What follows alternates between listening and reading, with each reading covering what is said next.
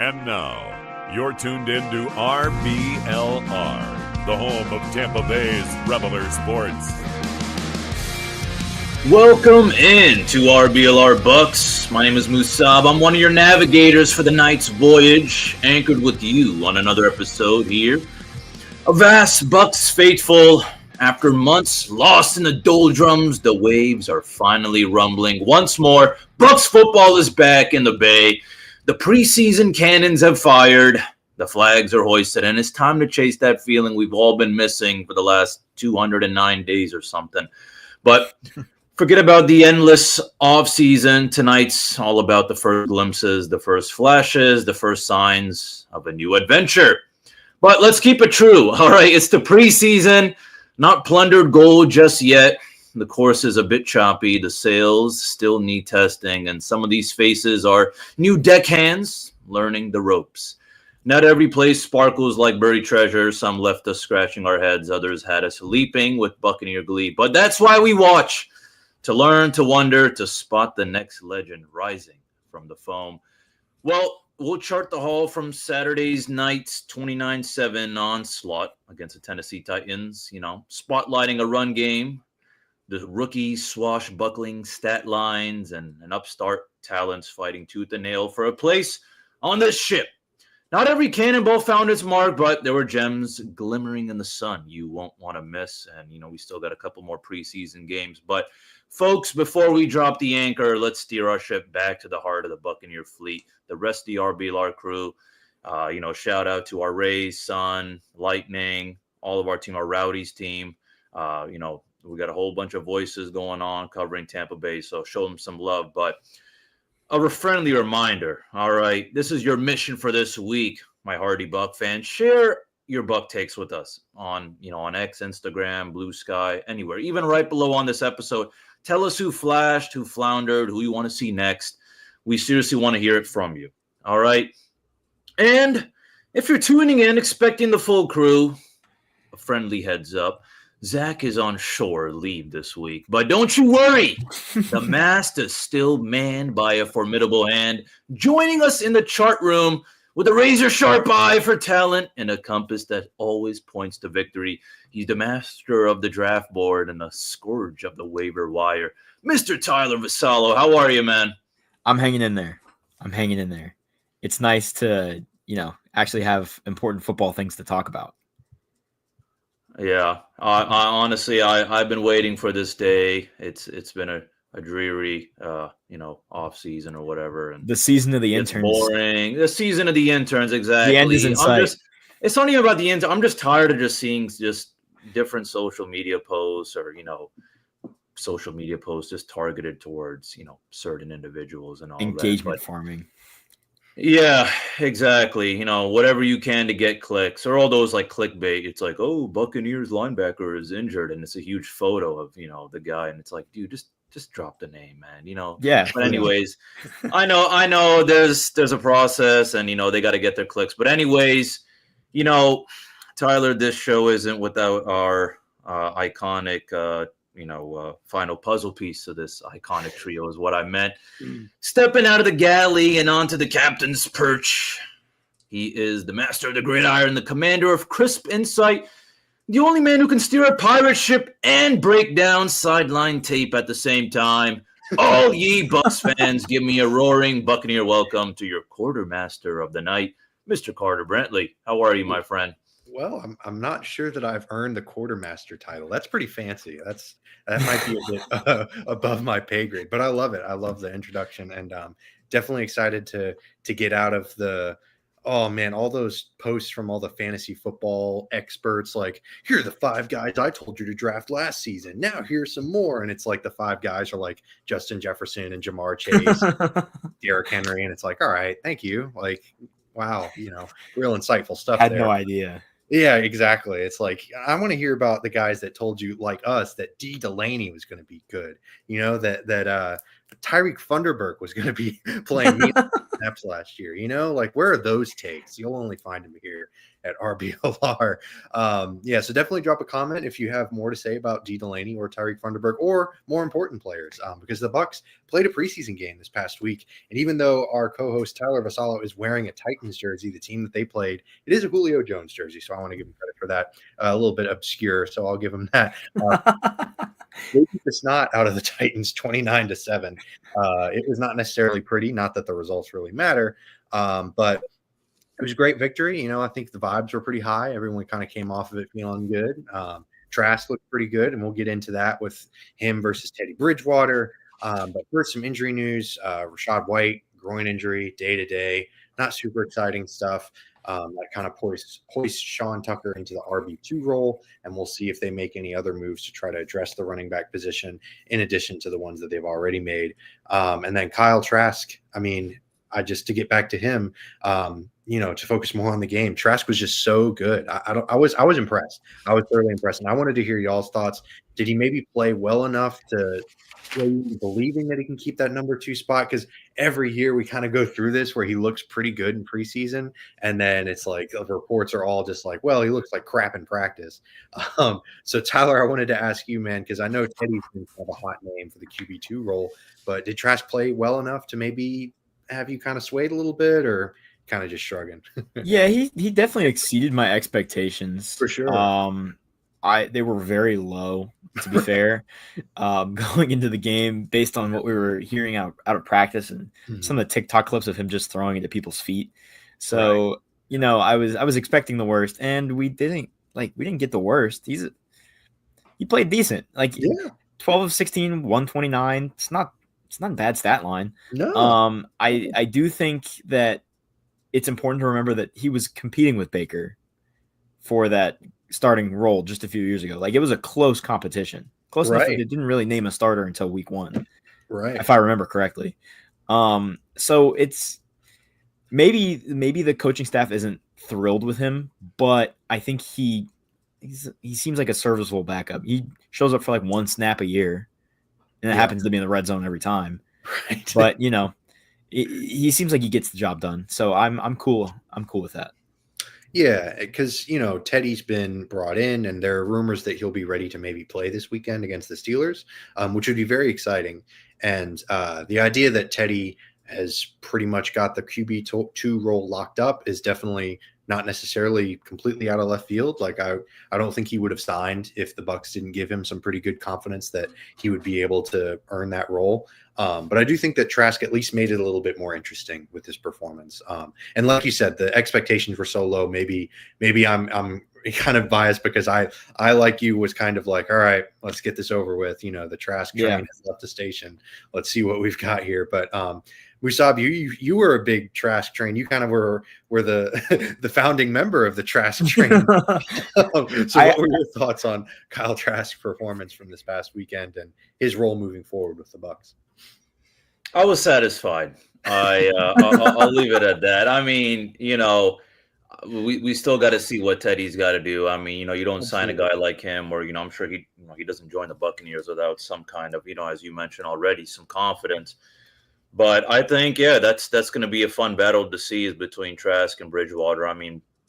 We don't know where Bridgewater exactly stands right now. This guy's coming off a nice little high school little stunt, and then I know you got a little bit of action with the Lions, but it's going to take a little bit of time. But for what it's worth, I think Trask did a solid job. Especially, they came out hot. He looked real good. I also kind of like, some of his little run plays, getting some yardage. I think he racked up 2 first downs, maybe more than that. But, so he can go out there. I know he's not the shiftiest guy. He's not like Jaden Daniels or Lamar Jackson either. But I was satisfied. And on top of that, I think even things like, with Josh Grizzard calling the offense for the first time, and it's kind of like, that's something as well to think about is, okay, now you're working with a new offensive coordinator. Everything's all new. You're kind of taking more lead. So 12 for 16, racked up 129 yards. I'll take it. So, The other thing I'll say about Trask is that the mannerisms are very Brady. He just looks like Tom out there, which isn't necessarily a good or a bad thing. It's just that, you could tell he worked a lot with Brady in that 2-year span. Yeah, it's more like he has the Tom Brady animation pack. Yeah, exactly. He hasn't put any VC towards his actual player skills or anything like that. Right. But he went into the animation store. He was like, all right, I'm going to buy the Tom Brady things because maybe if I look like a good enough player, maybe I'll play like a good enough player. And he's still a 60 overall with no badges. Oh, yeah, for 100%. 100%. Yeah, definitely not great. But yeah, I mean, he looked interesting enough this past weekend to maybe make some conversations a little more interesting in regards to that QB2 spot. So we'll monitor that moving forward. And were there any other players that you kind of weren't really thinking of going into the weekend, and then maybe now you're like, hey, maybe they could sneak onto the 53-man roster? I know for me, probably the player of the game, honestly, for a lot of people was the undrafted free agent out of Iowa, Nick Jackson. His teammate Jay Higgins kind of stole a lot of them in terms of like maybe getting drafted or something. And I don't even remember if Jay Higgins got drafted or not. I think he might have, but Jackson was excellent this past weekend. He was the player of the game. He had a couple of tackles for loss, including a sack. He had a pick. He also had a quarterback hit, which was great too.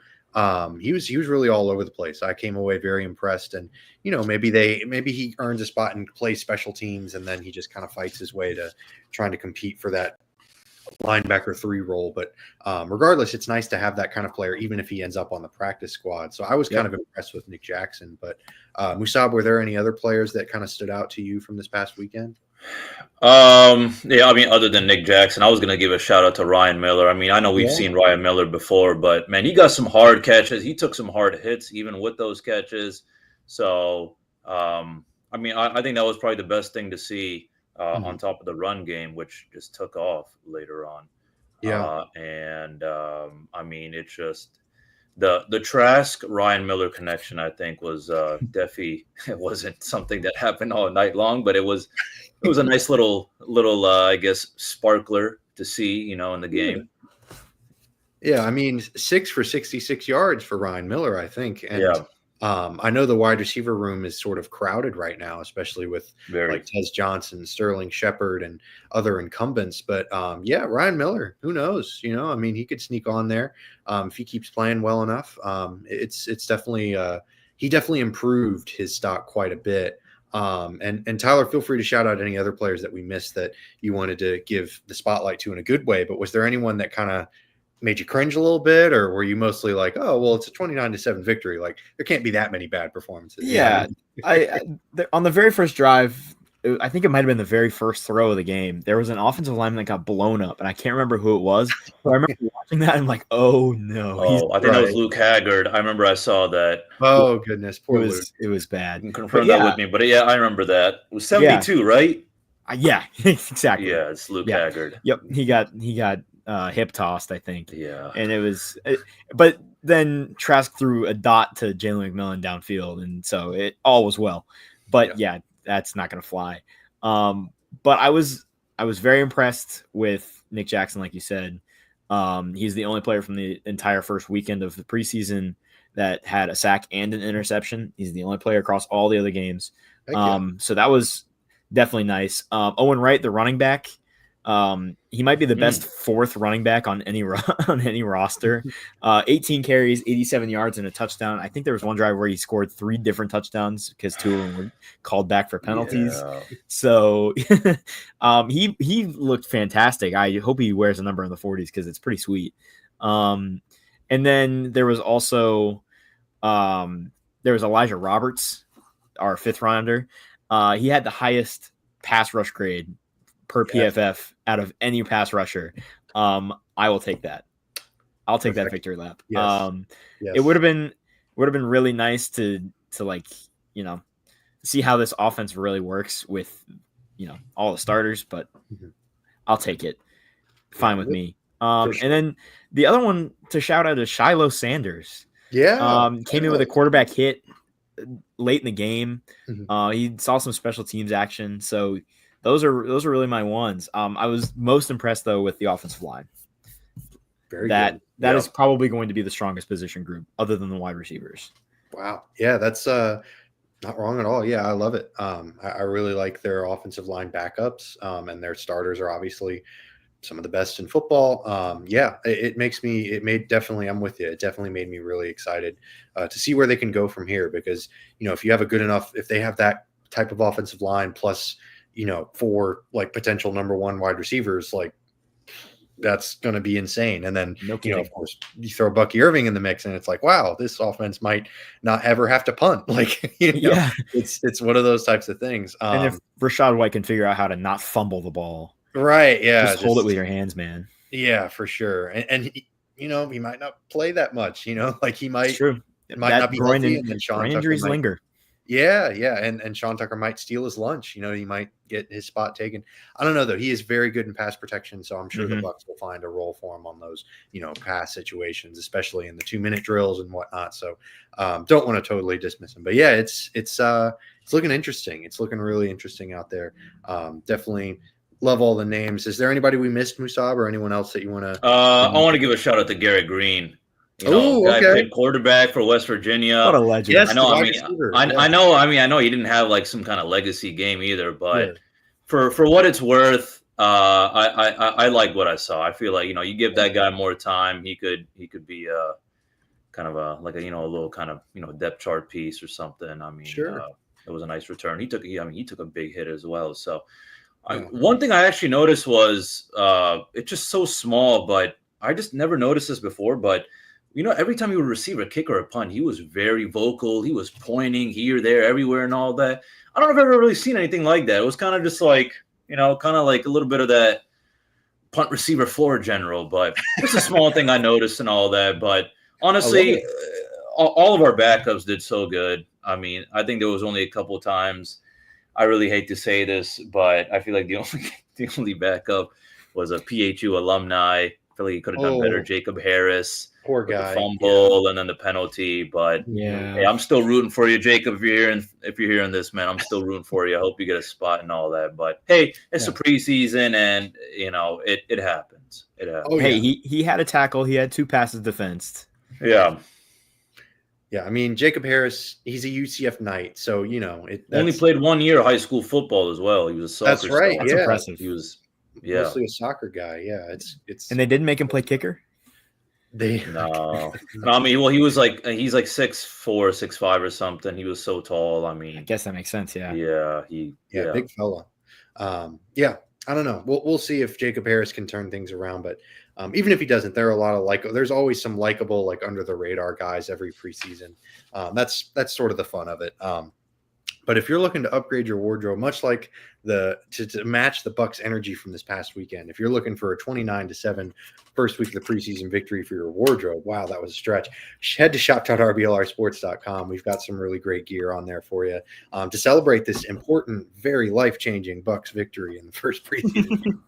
We've got some really great stuff, some really cool selections, and we'll give you a promo code to celebrate their victory this past weekend, Cannons, CANNONS. Type it in, get 10% off your entire order. We'd really appreciate it if you want to support the podcast. So heading into the second half of this episode, we'll mention, there's playing the Steelers this next week, another preseason game. So there's not really a whole lot to discuss, but are there any storylines that y'all want to watch out for? I know for me, Tyler, you brought it up, Elijah Roberts. Oh man, I am so excited to watch him continue to play football. I would love for him to be able to sneak into the starting spot on that defensive line. Like that would be so cool. That'd be sick. For a 5th round guy like that would just be really, really awesome.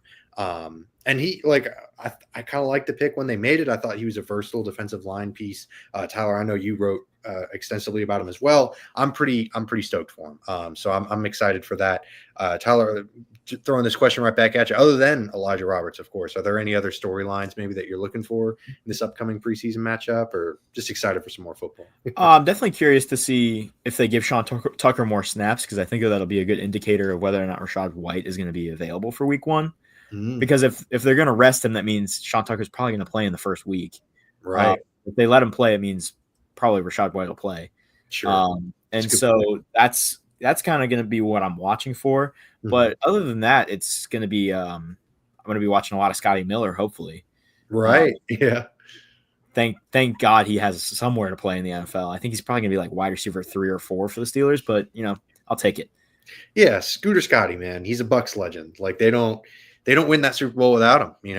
He's the man. Man, it's a very name I much haven't a- heard. That's a name I haven't heard in years. I know. Yeah, Scooter Scotty. Exactly. Yeah, it's he's not the best, but he had that moment, man, in that NFC Championship game. Really, really awesome stuff. So hopefully he can, like you said, hopefully he can latch on in Pittsburgh, figure out how to work with Aaron Rodgers, because I don't know how I would do it. But Musab, how about you, man? Are there any storylines that you are looking at for this upcoming game against Pittsburgh?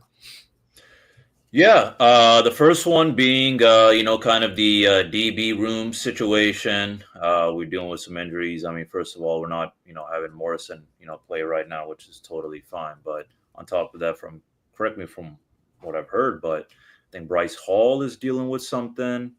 So it's just, but I also want to mention, and I forgot to give him a shout out. I want to give a shout out to Jacob Parrish. I mean, did he have a perfect game? No, but I mean, he was everywhere. I mean, he got a lot of action, multiple pass breakups. So I'm actually looking at him again. I mean, he was getting a lot of reps in, a lot of, the spotlight was on him. So I like what I saw. I love the hustle.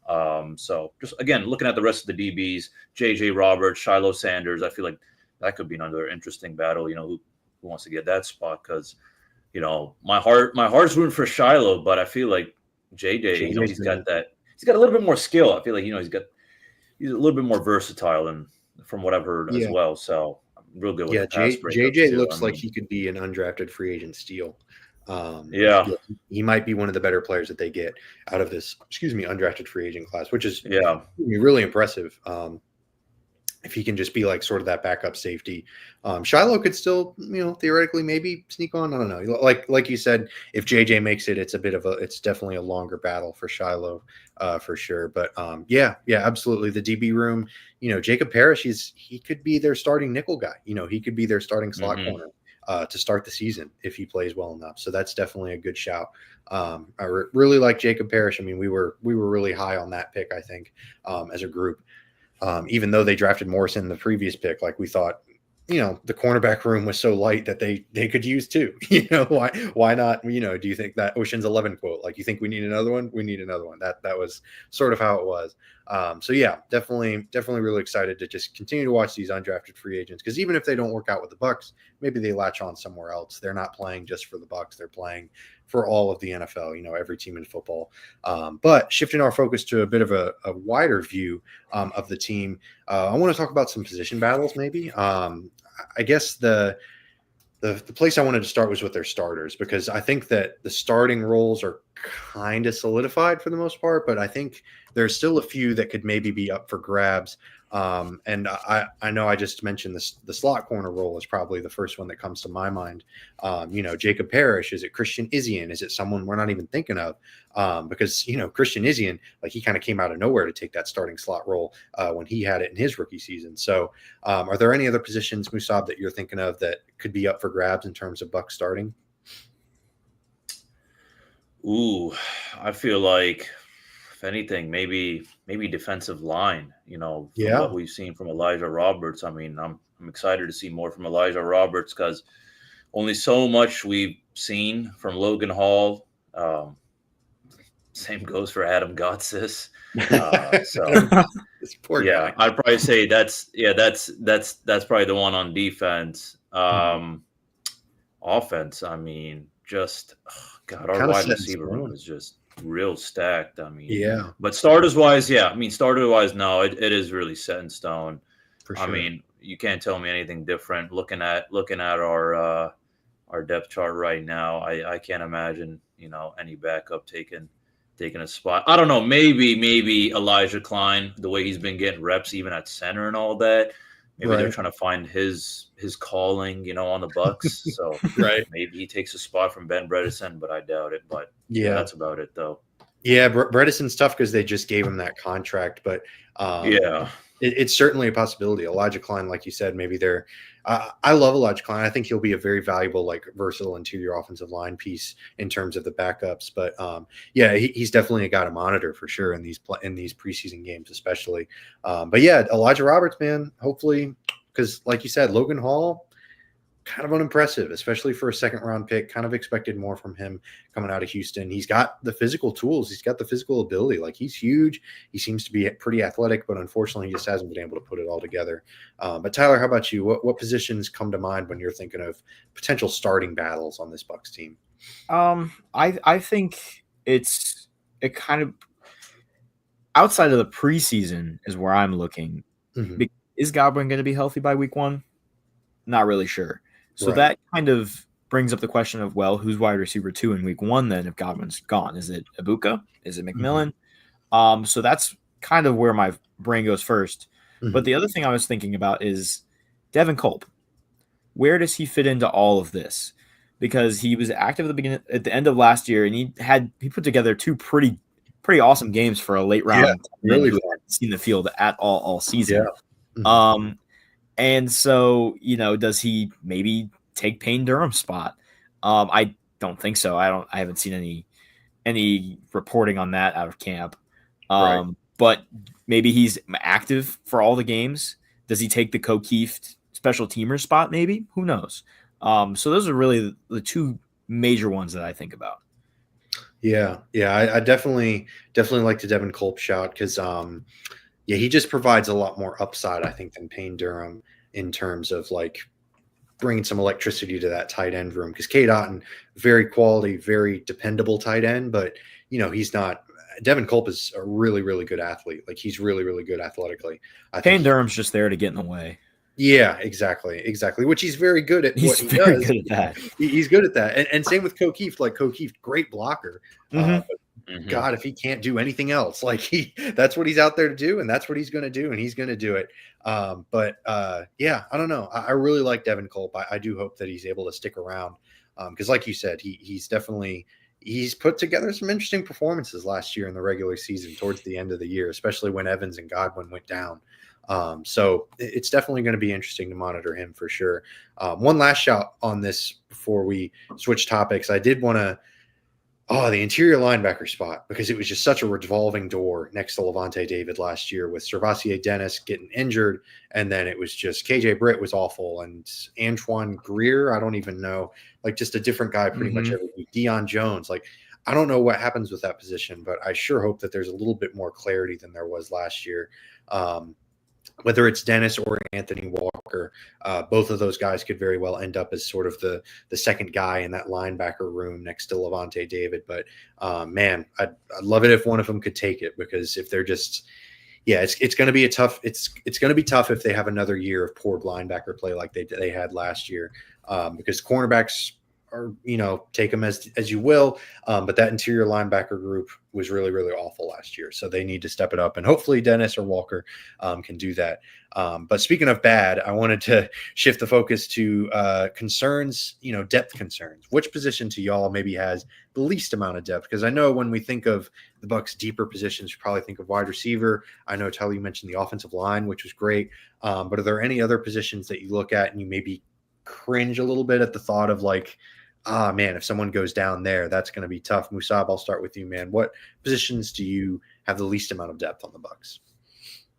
Oof. I probably got to say, just I would have to just say offensive line with our backups. Not that I have anything against them. It's just that, can any of these guys step up to the plate and, kind of, fill in, the starter shoes? Because other than that, though, I mean, I'm pretty satisfied with the depth, all around. I feel like, we're going 1-2, first string, second string. I like every single guy, even some of the third stringers.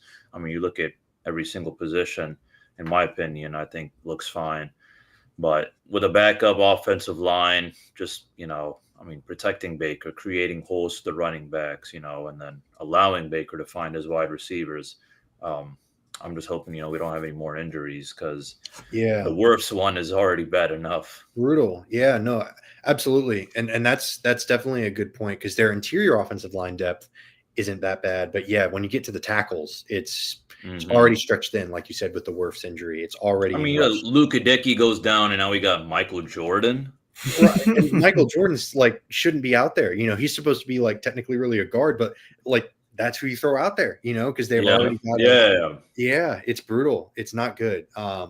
Yeah, it's tough, but you unfortunately got to sacrifice some depth at some places. But yeah, it's definitely a rough spot that they're in right now with the Wirfs injury for sure. Those tackles, it is concerning if they, like you said, just hoping those concussions for Gadecki are in the rear view. Like let's not have them come back because good gracious, that would be rough. Yeah, he missed so much time last year with that concussion. That was concerning. I know. Yeah, he needs to just. I know it looks stupid, but wear the Guardian cap, man. Yep, like, keep it on. Yeah, just keep it on. Just keep it on. But Tyler, any other positions for you that you look at and you're kind of shaky on? For me, it's the defensive line. I'm really excited by Hassan Reddick and then bringing in an extra edge rusher. Mhm. But behind the trio of Cansey, Vea, and Hall, next on the depth chart is CJ Brewer, who I don't think I've ever seen play a down of football. Right. Greg Gaines, who is, he's a backup. And then Adam Gotsis, who we've already made fun of today. RBLR favorite. Adam Yeah, Gotsis. exactly. Not practical favorite. No. Yeah. He actually accepted my Instagram request. I didn't realize you have to send him a request. So Wow, he's on. I thought he was popular enough just to have like a public Instagram, Right. Wow. So he accepted it. Maybe I'll reach out to him. Yeah, I was going to say he could be a guest on this show. We could turn this into the Adam Gossis fan club. But keep going, Tyler. Sorry, we got sidetracked with our. But yeah, like those are the three primary backups at defensive line, and then it's Eric Banks, who is routinely inactive, and Mike Green, who I've never heard of. So it's kind of ugly if any of them go down. Yeah. Yeah, it's tough. I mean, Vea is obviously just such an important part of that defensive line.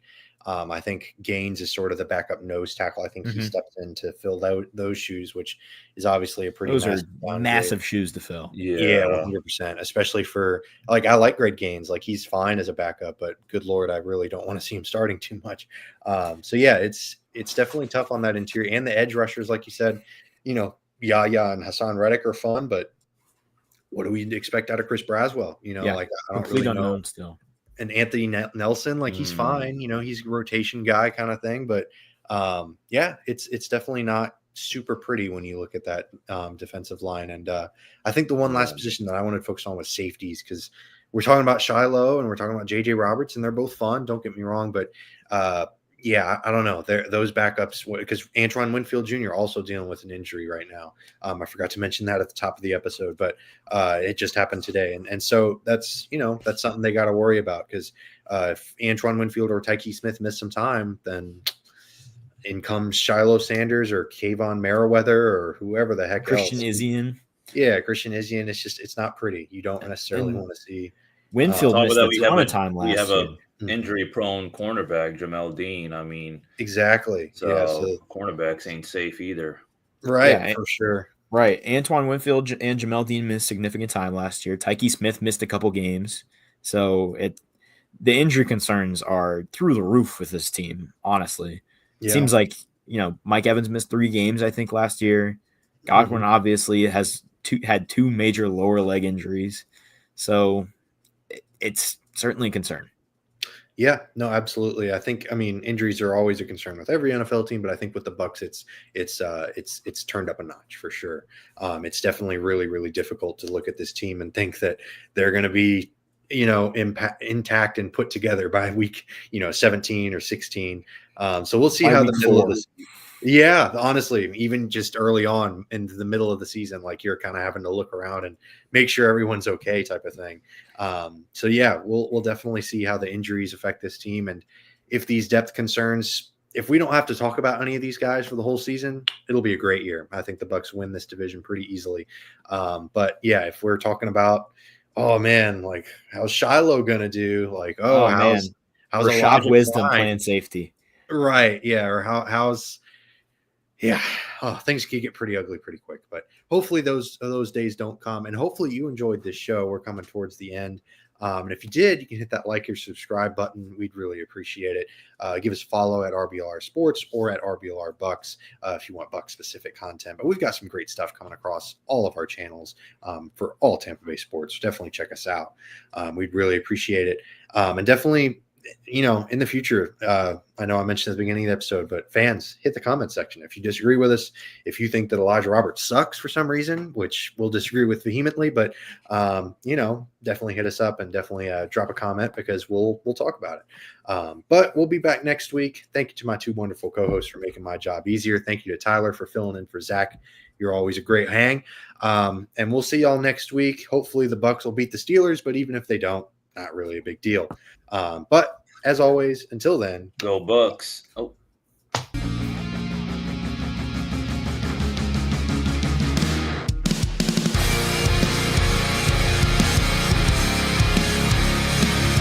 Thank you for tuning into this presentation by RBLR Sports. On your way out of the stadium, please remember to like and subscribe.